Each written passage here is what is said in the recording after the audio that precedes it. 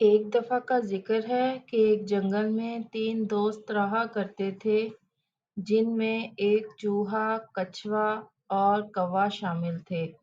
وہ تینوں بہت پیار کے ساتھ مل جل کر رہتے تھے۔ ایک دفعہ وہ تینوں کھڑے آپس میں باتیں کر رہے تھے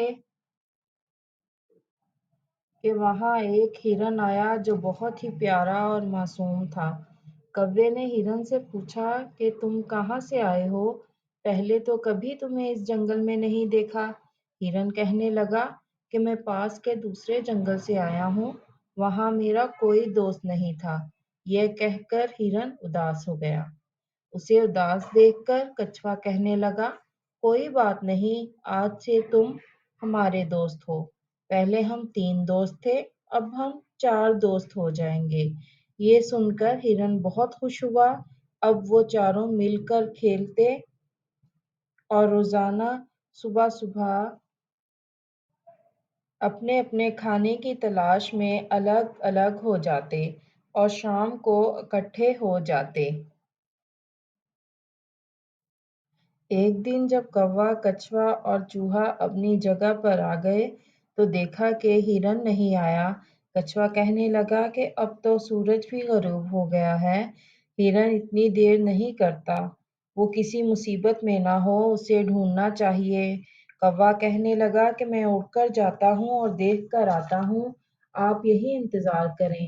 وہ جلدی سے اڑ کر دیکھنے لگا۔ کوا اڑ کر گیا اور ہرن کو ڈھونڈنے لگا۔ کوا کیا دیکھتا ہے کہ ہرن کو شکاری نے جال لگا کر پکڑ لیا ہے۔ کوے نے ہرن کو تسلی دی اور وہاں سے اڑ گیا اور واپس آ کر چوہے اور کچھوے کو ساتھ لے کر جانے لگا۔ چوہے نے جلدی جلدی جال کاٹنا شروع کر دیا اور ہرن کو آزاد کروا دیا۔ اتنے میں شکاری وہاں آ جاتا ہے، سب اس کو دیکھ کر ڈر جاتے ہیں اور وہاں سے بھاگنے لگتے ہیں۔ جبکہ کچھوا پکڑا جاتا ہے، شکاری کچھوے کو لے کر جانے لگتا ہے۔ اب کوا، چوہا اور ہرن تینوں اداس ہو جاتے ہیں۔ ہرن کہتا ہے کہ کچھوا مجھے بچانے آیا تھا اور خود پکڑا گیا۔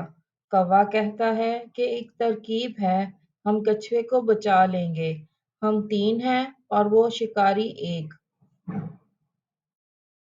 ہرن جنگل کے راستے میں ایسے لیٹ جاتا ہے جیسے مر گیا ہو اور کوا اس کے پاس بیٹھ کر رونے لگتا ہے۔ شکاری جیسے ہی ہرن دیکھتا ہے تو خوش ہوتا ہے کہ مجھے ہرن مل گیا۔ وہ کچھوے کو وہیں چھوڑ کر ہرن کی طرف بھاگتا ہے۔ اتنے میں کوا ہرن کو اشارہ کر کے اڑ جاتا ہے اور ہرن بھی جلدی سے بھاگ جاتا ہے۔ کوے کو اڑتا دیکھ اور ہرن کو بھاگتے دیکھ کسان کچھوے کی طرف ہوتا ہے، جبکہ کچھوا بھی وہاں سے بھاگ جاتا ہے۔ اب کسان یہ دیکھتا ہے کہ اس کے ہاتھ کچھ بھی نہ آیا۔ چاروں دوست آپس میں مل کے بہت خوش ہوتے ہیں۔